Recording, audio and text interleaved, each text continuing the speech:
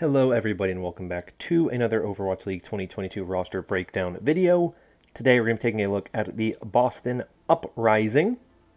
The Boston Uprising finished the 2021 season with a 7-9 record and a -4 differential. Pretty disappointing season for the Boston Uprising, all things considered. I think there wasn't a ton of high expectations for this team. A lot of people didn't expect much out of them, but they did do okay at certain points in the season. They ended the season pretty poorly. They finished the final stage 1-3 with losses to the Shock, the Florida Mayhem, who up until that point had not won a game since the fifth week of regular season matches, or not the fifth week, the fourth week of regular season matches, right? Like there had been a long time since the Mayhem had won a game. And they were the first team to lose to the Vancouver Titans, and the only team to lose to the Vancouver Titans. So really, really, really rough end of the season for the Boston Uprising. And so it's no surprise that going into 2022, they made some pretty big moves, made some pretty major changes, and we're going to talk about them. So let's start by taking a look at their roster for 2022. Pretty interesting looking roster they have here. As you can see in the DPS line, they have Valentine returning from 2021, Striker coming out of retirement, rejoining this Uprising team. Of course, he spent time with this team back in 2018, and he's now back with this Uprising squad. They have Victoria, who's a rookie, moving into the support line. They have Faith returning to the team. They have Crimzo moving over from the Houston Outlaws. MCD, who we'll talk more about for a variety of reasons, coming over from the Hangzhou Spark. And then Punk returning to this team, and Marvel coming over from the Seoul Dynasty. Very interesting team. Their coaching staff is still the same, with Lori, Baroy, and Azkoft. So not a ton of things having changed for this team in the organizational side, but definitely some major changes with their players. So let's start, of course, with the DPS lineup, and let's begin by taking a look at Striker. Striker is such a well-known player, obviously made his name originally with the Boston Uprising back in 2018. One of the top Tracer players from that 2018 season. Depending on who you ask, you might get that he was the best in 2018. Him and Sabiel really were competing for that spot, but Striker was the one who kind of kept that high level of play going after, I don't know why I said that so weirdly. He kept that high level of play going after 2018. Sabiel kind of fell off a bit, but Striker able to keep that level of play up.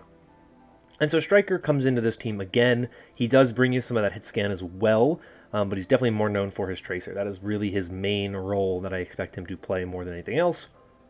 I expect him to be the Tracer player. If in a double hit scan meta, definitely you might see some Striker, Cassidy, or Widow, but by and large, I expect him to be a Tracer player more than anything else. The Boston Uprising did not really have anyone that was proficient on Tracer last year. Valentine, I'm 37, neither of them were really that good at Tracer, and neither was Color Hex, so very obvious move for them to bring in a Tracer player for 2022. And why not just go with someone who you've had in the past and who is one of the best Tracer players in the league. The returning DPS player for this team is, of course, Valentine. He is their flex DPS player, so he's going to be the one pulling out the Doomfist, the Pharah, the Genji, the Echo, the Mei, things like that. That's his wheelhouse. I thought he was pretty good last season. I don't think he was exceptional. I think part of the problem with Valentine last season was that they had forced him into playing the Tracer at times, and they forced him into some roles that he wasn't very good at and wasn't very strong at. And so that kind of made him look like a weaker player than he really was. I think this season, when he has more pieces around him that fill in better, that kind of make up for what he can't do, then I think he has a much better chance of having a much stronger season in 2022. And so I think DPS line-wise, they made the right move by adding who they did.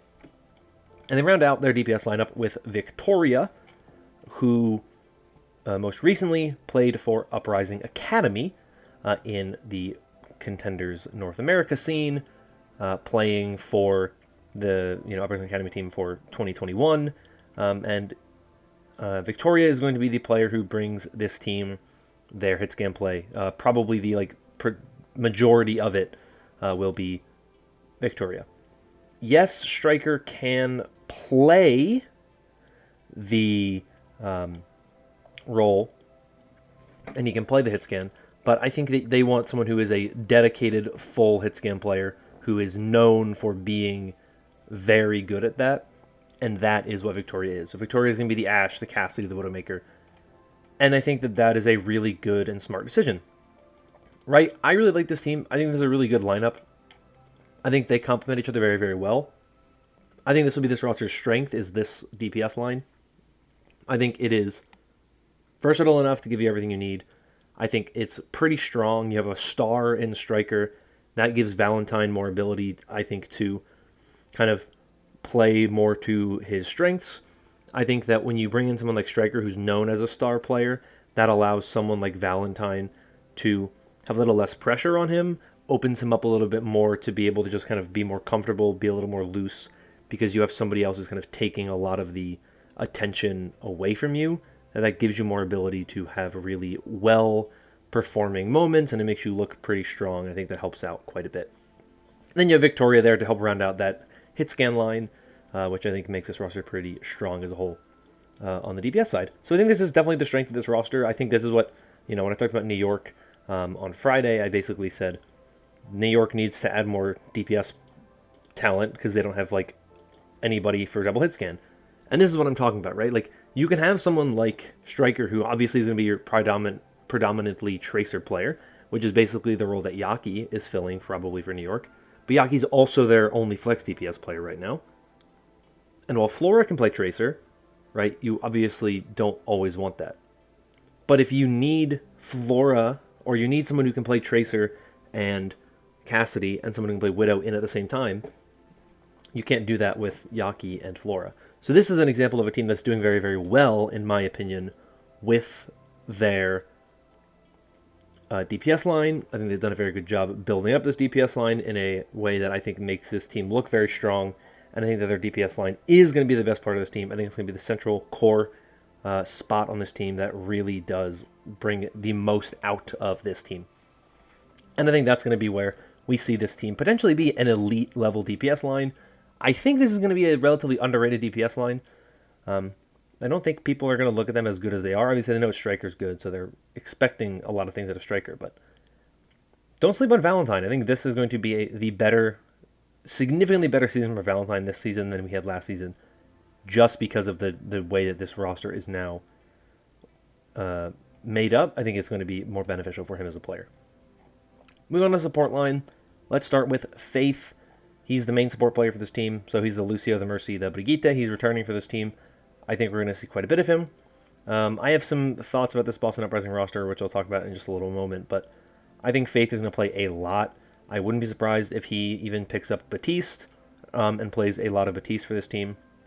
Not necessarily a guarantee, but I could see it happening depending on the situation and depending on what they need out of him. But to me, this roster really has a very clear direction, and this roster to me feels a lot like that Justice roster that we saw in 2019, where they originally had kind of a mixed roster, and then over time it just became a Korean roster with a couple of Western players just sitting there on the bench. Same thing with that Mayhem roster in 2019 as well. Because yes, this team does have Crimzo. Crimzo is on this team, and in the event of a double flex support meta, I think there is a potential that we see a lot of Crimzo, and we see a ton and ton and ton of Crimzo being the main flex support in that double flex support, or that secondary flex support and double flex support. But there's a really strong possibility that most of the season, he would be the only Western player in the lineup. And so to me, I feel like communication-wise, there's a really good chance that we just see a lot of Faith instead, and we see Faith pick up the Batiste and be the person who plays the Batiste and fills in the Batiste, where unless they need specifically Ana Zen we probably will see mostly Faith, because Faith plays the Brig, and I think we're going to see a lot of Brig in 2022. That's really kind of my thought process on what we're going to see. Just kind of based on some of the trends at the end of 2021, we saw a lot of Brig towards the end of 2021. Obviously, 2022 with Overwatch 2, it'll be very different. But I think some of those trends, especially early in the season, will pick up because that's what people have been practicing and playing. So that's one of my theories.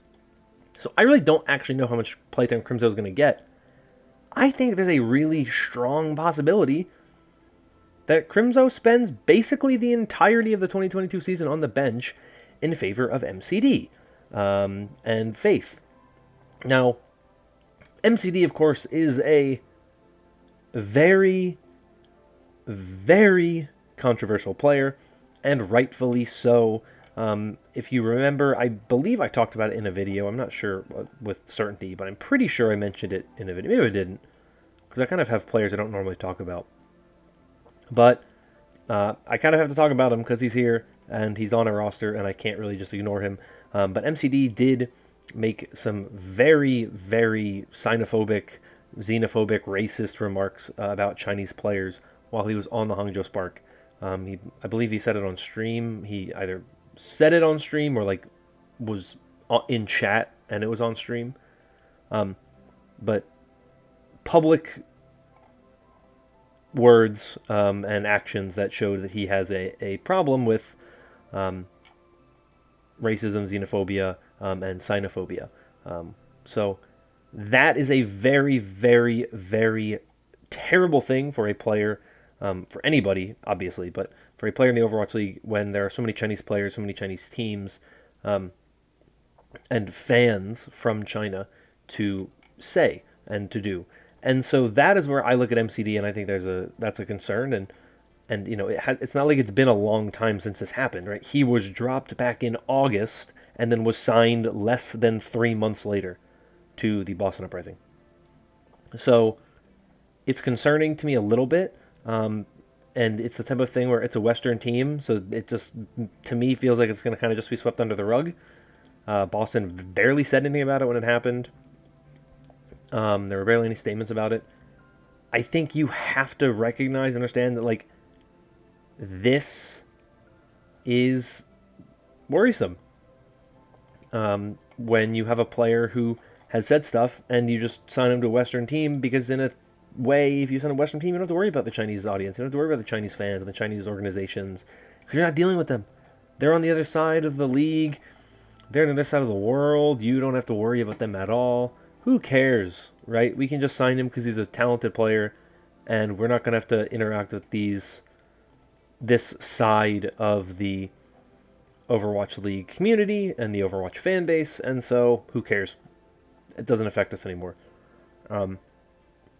And to me, that is a dangerous and unfortunate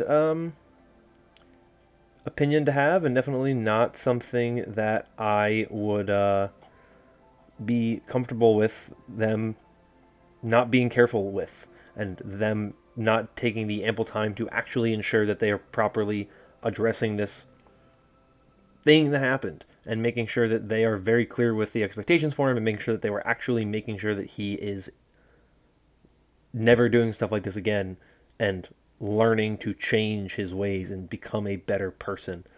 But at this point, really, only time will tell. We don't really know what to expect. And that's really all you can think about and hope to see change, and hope to see get better. But that's really, to me, my thought. Like I said before on Faith, I think they're going to run predominantly MCD and Faith. I think that's the way they're going to try to run this roster, so that they can run as many Korean players as possible, make communication stronger, make communication better. Obviously, they have 2 Western players in this roster, and I think that there's going to be inevitable points in time where those players will most likely play. But what we've seen for the most part, even like Toronto last season, Aspire did get some playtime. But they started the season with Logix, and Logix barely got any playtime. It was mostly just Hisu and Neist. Then later down the road, Aspire, because they just needed somebody that was better than what they had, and that was really what they had gone with at that point in time. And so we move into the tank line, and I think that this is going to be the exact same thing, because it seems like the perfect opportunity to do that. Because when you look at their tank line, they have Punk and they have Marvel. And if there's one thing we know Marvel for, we know he's a really good Reinhardt, and we know he can play all of the main tank heroes. He's played them at a high level in his career. But he also has a lot of playtime on Sigma, and that is one of the reasons why I think this roster is going to almost entirely be the Korean players playing together, and I think there's going to be very, very, very few times when they aren't. To me, Punk is only going to play if D.Va's meta, if Zarya's meta. That's it. Those are the only two heroes he's ever going to play this season. I think if it's any of the main tank heroes, it's going to be Marvel. If it's Sigma, it's going to be Marvel. I think if it's Roadhog, it's going to be Marvel. Maybe Roadhog is Punk, but I think that we've seen a lot of main tanks play Roadhog historically. Obviously, we saw Gesture play the Roadhog instead of Marvel for the Soul Dynasty back in 2020, so we'll see for sure. But I think most of the time we're going to see Marvel, and we're going to almost never see Punk. And so at that point in time, if you're running Marvel most of the season, why would you just then throw in a random Western player in Crimzo into the lineup when you can just run 5 Korean players pretty much all the time and not have to worry about that? Because Marvel's flexible and really good, and a very strong player who's historically been a very strong main tank throughout his entire career and time with the Soul Dynasty. And so I look at it and I just say, yeah, I don't think Punk's going to get much playtime. I don't think Punk's a good player. I think we've seen a lot of really strong play out of him during his time on this team. I think his flex tank play has been really good, and I think he's been somebody to actually look at and watch their play and be impressed by it. But I just don't think he's going to get much playtime because it was a very, very clear signing to me to bring in Marvel over some of the other main tank options that are out there. And Marvel is a very good player, and so I don't blame them for bringing in Marvel, but there's other players they could have gone for. But the fact that Marvel can play so many of the tank heroes, to me, screams that they want Marvel to be playing 100% of the time. And Punk is there just kind of as a security blanket in the event that they need him for a D.Va or for a Zarya, like I was saying before. And maybe possibly for the Roadhog. But I think for the most part, we're going to see pretty much Marvel playing at all times, because that just, to me, seems like the most logical route for this team. And it seems like that is the thing that will be the most successful for this team. So that's really my thoughts on this Uprising team. I think they're a pretty strong-looking roster by and large, and I think that as bad as it sounds, that I think that they have these Western players in the roster, we're probably not going to see them very much. I think for this roster to succeed, Punk and Crimzo shouldn't play that much, because I think that will hurt communication. It was very noted last year, and it was talked about last year, that when Punk played for this team over Gable-Shi, the team calmed in English. And they were way more comfortable calming in Korean. But Punk was just that much better than Gable-Shi that they felt like they had to play Punk. And therefore they changed their comm structure whenever Punk was in. So we know that this is a team that will calm in Korean if Punk is not in and if Crimzo's not in. So why would you play them for the most part if you don't have to? If you can play, in my opinion, if, let's say this roster is at its best with Crimzo in, or with Punk in, right? With just one of them in, but not both of them. If this roster is, if you take that player out and substitute them in for, Faith or for Marvel, and the roster's at 90% or 80% in terms of just skill and talent, I think they're going to just go with the Korean players because they know that communication-wise it'll be stronger, it'll be better, and that will develop more. And in moments of crisis, they'll be able to make those more decisive decisions. And I think that the roster will be able to grow into it better that way than they would if it were with a Western calming structure.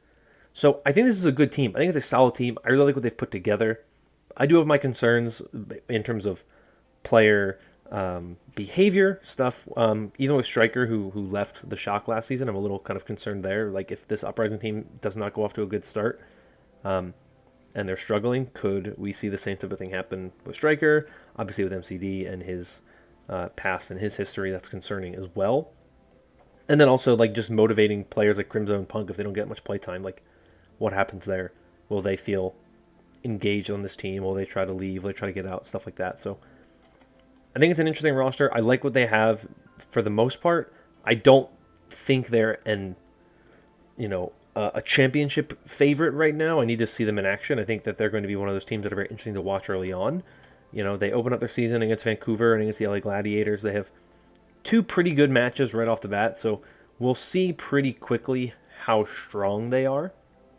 But I'm curious to see how well this team does this season. But they're definitely a team I'm keeping my eye on because I really think that they've done a very excellent job with this DPS line.